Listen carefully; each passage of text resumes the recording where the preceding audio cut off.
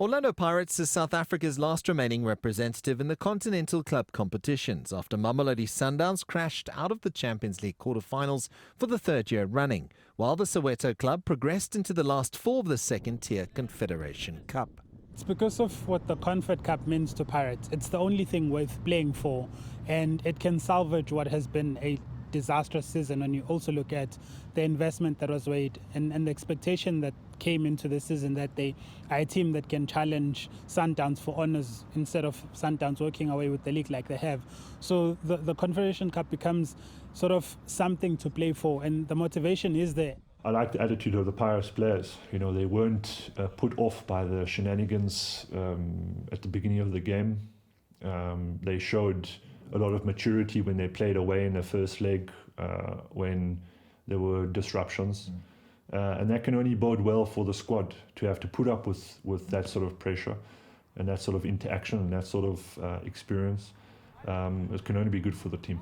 In the past, South African clubs have not taken their continental commitments seriously, but that has changed with teams like Sundowns and Pirates investing in players so they can challenge for African club football's biggest prize.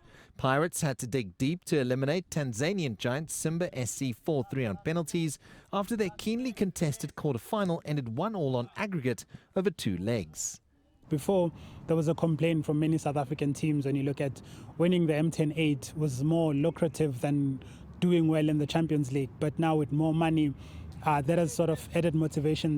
Money is no longer an excuse to hide from in terms of not doing well.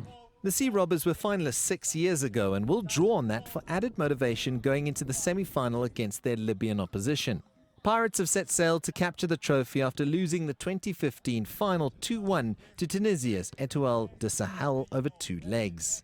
I think they have rotated in their midfield and their attacking options. What I like about them is that they're pretty settled as a back four. So I think Mandla and Fadlu have done a fantastic job in that regard. It hasn't been as clean cut as Sundowns has run. So I actually quite like Pirates' chances. Supporters of Orlando Pirates long for the glory days when the Buccaneers dominated South African football, plundering their way to domestic titles, including the coveted 1995 CAF Champions League. Since then, choppy waters have prevented the Sea Robbers from finding their African treasure, and now an opportunity beckons for a new chapter in their proud history. A tricky voyage lies ahead, but one that won't deter them from their quest for continental gold. Sias, Plessis, CGTN, Johannesburg, South Africa.